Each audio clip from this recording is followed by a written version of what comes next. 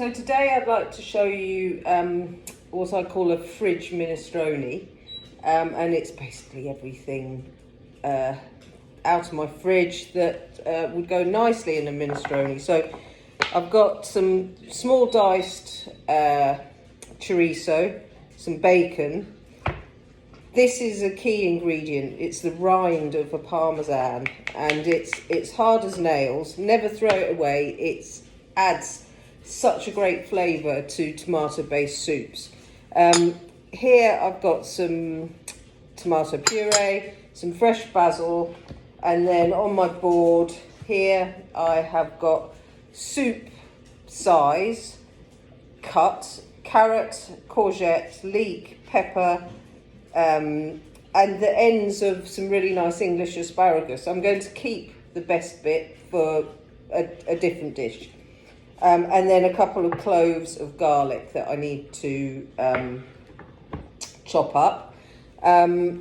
Stock cube, any stock cube will, chicken or veg would be best. And I'm going to make that up with some boiling water to a couple of litres of stock. Okay, and then on the stove, I've had some olive oil heating up in there. Now, if you don't want to use meat, if you want a vegetarian version, you totally can make it veggie, you don't have to. And likewise, because I'm going to put some baby pasta in this. If you are gluten-free, you can use a gluten-free pasta, or equally, you could use a tin of mixed beans. Now, I have this that I brought back from France on a trip in February. It's little pasta, but I'm a big fan of using the orzo pasta that you can get in most supermarkets. If you've just got spaghetti or penne or anything else in your cupboard, you can just break it up and use the bit so you can see it's little pasta.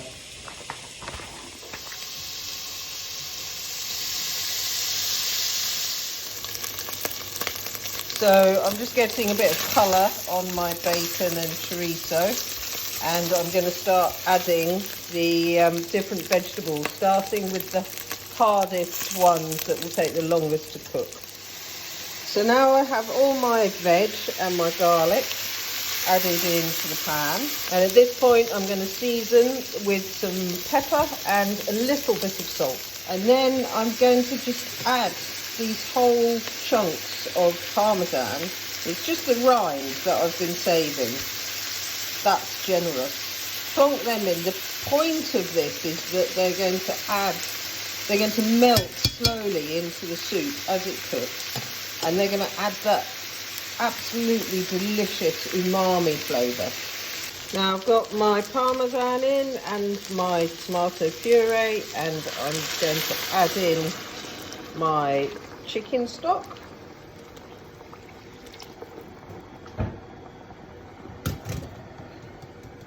And just give that a stir. And now I'm not going to put the pasta in just yet. I'm going to give this 15-20 minutes on a low heat just to simmer, because I really want that parmesan to soften and to draw the flavour into the soup. You're going to end up with two sticky sort of nuggets of parmesan in your soup, but the more you sort of leave it and stir it and let it do its thing, the more it will dissolve into this. This has been cooking for about 10 minutes now, and you can see there's one of my lumps of parmesan. I don't know if you can see, but it's all gone a bit soft and chewy, and a lot of it is melted into the soup, which is exactly what we want, because it's adding all that delicious flavour. Now I'm going to add my little pastas, and I've got about 70 grams. You can add as much or as little as you want, and like I say, if you don't have little pasta in your cupboard, any pasta will do. You can just smash it up a bit. I will now continue to cook this for as long as it takes to cook the pasta through, which in this case is 5 minutes.